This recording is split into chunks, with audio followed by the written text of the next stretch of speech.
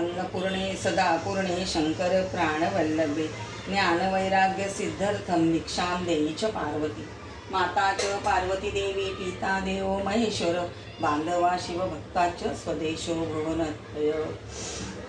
नमस्कार, मी श्रद्धा प्रधान। आज मी नारळी पौर्णिमा स्पेशल नारळाच्या वड्या दाखवणार आहे। तर हे सगळं साहित्य आहे। हा एक मोठा नारळ आहे खवणलेला।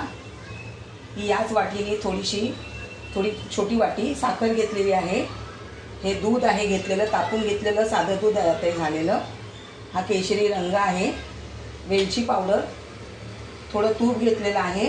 एक पिस्ता घेतलेले आहे थोडे बारीक करून, आणि ह्या गुलाबाच्या पाकळ्या घेतलेल्या आहेत। आता मी इथे तुम्हाला वडी कशी बनवायची, नारळाची वडी कशी बनवायची हे दाखवणार आहे।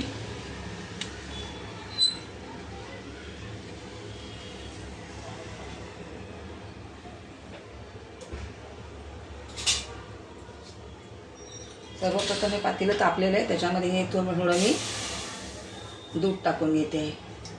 आता हे दूध थोडं गरम झालं का मग ह्याच्यामध्ये ही साखर घालायची आहे, म्हणजे साखर ही ह्याच्यामध्ये वितळून जाईल।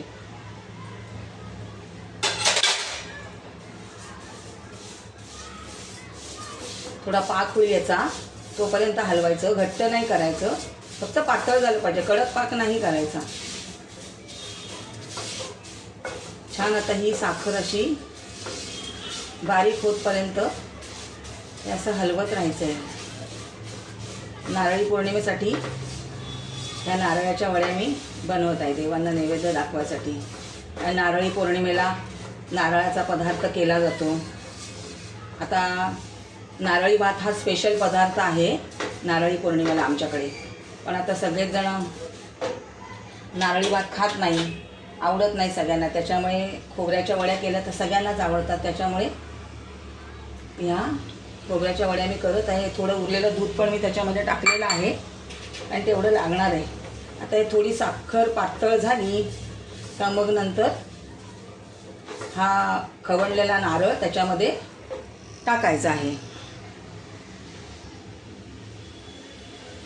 आता तुम्ही पाहू शकता ही साखर आता विरघळत आलेली आहे। त्याच्यामध्ये आता मी हा रंग लेमन कलर हा मी सगळा टाकणार आहे त्याच्यामध्ये, आणि वेलची पावडर पण मी त्याच्यामध्ये टाकणार आहे, कारण सगळा छान रंग येऊन जाईल त्याच्यामध्ये। पाकामध्ये टाकलं ना का सगळा रंग खोबऱ्याला व्यवस्थित छान लागतो।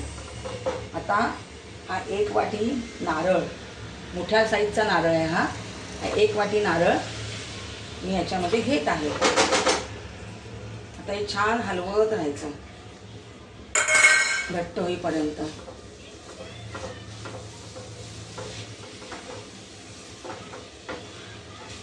आता हा लेमन कलर टाकला बघा, किती छान रंग आलेला आहे हा। आता हा चांगला एक तारी पाक असा होईल, असं आपल्याला घट्ट लागेल, चिकटपणा येईल त्याला, तोपर्यंत हे असं हलवत राहायचं। आणि इथे मी ताटाला तूप लावून ठेवलेला आहे, याच्यामध्ये नंतर हे सेट करायचं आहे हा। आणि थोड्या थंड झाल्या का या वड्या कापायच्या, मग खटखटीत वड्या होतात छान। आता छान हे असं हलवत राहायचं घट्ट होईपर्यंत।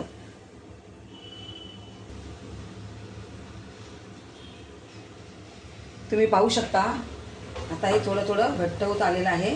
आता त्याच्यामध्ये मी थोडं तूप टाकणार आहे, 2 चमचे।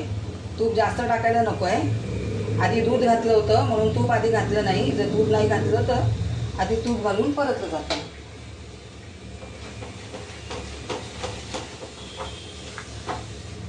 आता या गुलाबाच्या पाकळ्या मी याच्यामध्ये घालणार आहे। एक गुलाब आहे हा घेतलेला मी, या गुलाबाच्या पाकळ्या याच्यामध्ये मी घालणार आहे। हे फ्लेवर चांगला येतो आणि दिसायलाही ते छान दिसतं। आपण गुलकंद नाही का खातो गुलाबाचं, ते पण असंच पाकामध्ये शिजवलेला असतो गुलकंद। म्हणून ह्या गुलाबाच्या पाकळ्या मी याच्यामध्ये घातलेल्या, एकच गुलाब आहे हा। आता हे छान घट्ट होत आलेलं आहे। आता छान घट्ट झालं का ताटामध्ये मी सेट करणार आहे।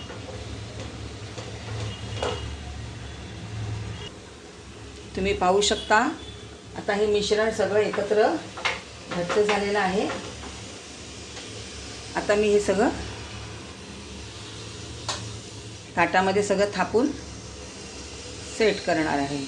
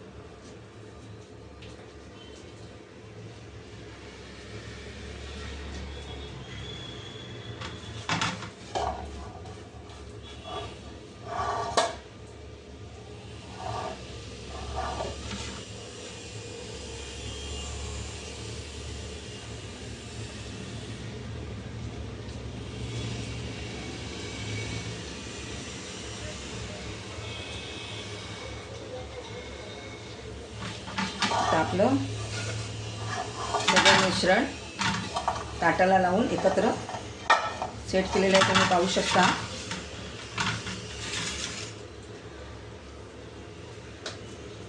आता हे छान घट्ट होईल, थंड होईल, मग नंतर त्याच्या वड्या पाडायच्या. या नारळाच्या वड्या आता तयार झालेल्या आहेत. थोडंसं ह्याच्यावर आता आपल्याला पिस्ता हे करायचं आहे, थोडासा पिस्ता थोडासा टाकून द्यायचा आहे. गरम गरम ह्याच्यामध्ये तो छान चिपकून जाईल सगळीकडे. थोडा सेट केला झाला. थंड झाले का वड्या पाडायच्या. आवडल्या का वड्या तुम्हाला मी केलेल्या? गुलाबाच्या पाकळ्या घालून नारळाच्या वड्या केलेल्या आवडल्या का?